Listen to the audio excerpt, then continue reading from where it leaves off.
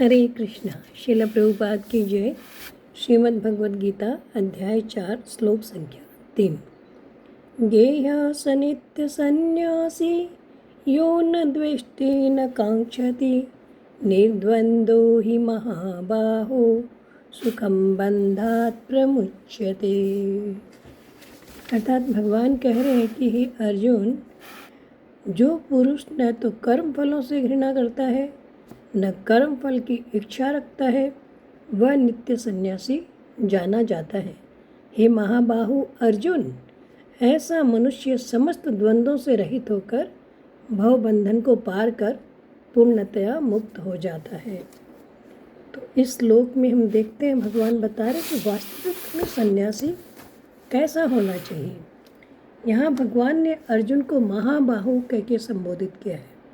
इस महाबाहु शब्द के दो अर्थ होते हैं। एक तो जिनकी भुजाएं बहुत लंबी हो, अर्थात जो शूरवीर हो। दूसरा कि जिसके भाई या मित्र महान पुरुष हो। तो अर्जुन के मित्र थे प्राणी मात्र के सुहृद भगवान श्री कृष्ण, और उनके भाई थे अजात शत्रु महाराज युधिष्ठिर।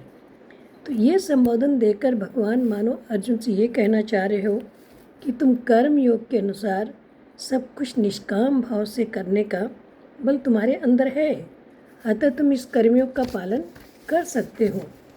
उसके बाद हम देखते हैं कि भगवान कह रहे हैं गेह्य स नित्य सन्यासी यो न द्वेष्टि न कांक्षति। यानी कि अर्जुन ने बताया था कि वो भिक्षा मांगकर अपने ये जीवन निर्वाह कर लेगा। गुरुजनों की हत्या नहीं करना चाहता।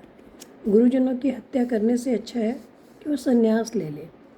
लेकिन भगवान उसी बात का उत्तर दे रहे हैं कि वास्तव में सन्यासी वो नहीं है कि किसी भय के कारण अपने कर्मों का त्याग कर दिया।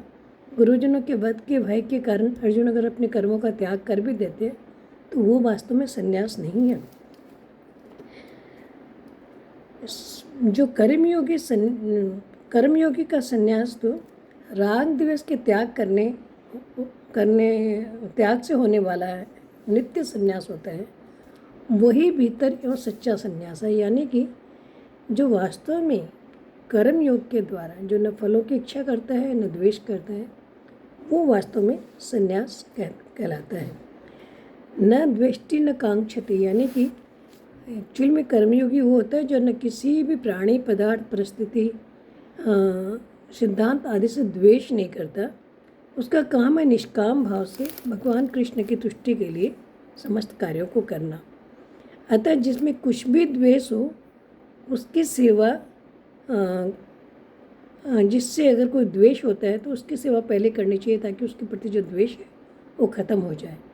और कर्मयोग में कामना का त्याग तो मुख्य होता है, क्योंकि किसी भी प्राणी पदार्थ आदि से अगर कोई कामना रहती है तो उसका कर्मयोग सिद्ध नहीं होता।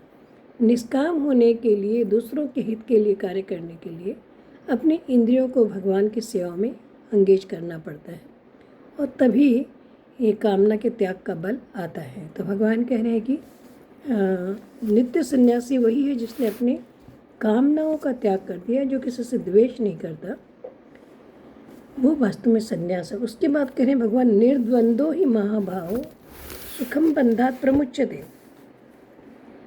शुरुआत में मनुष्य के हृदय में द्वंद्व होता है, परंतु सत्संग स्वाध्याय विचार आदि करने से और वो परमात्मा प्राप्ति को अगर अपना ध्येय मान लेता है तो धीरे धीरे मन इंद्रिय आदि शुद्ध होते ही ये द्वेष, ये जो द्वंद्व है ये कम हो जाता है।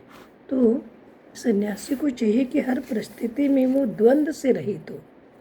तो न किसी से द्वेष करे, न किसी की कामना करे, और समस्त द्वंद्वों से रहित हो, तब जाके उसका ये जो सन्यास है, वास्तविक सन्यास है, सिद्ध होता है।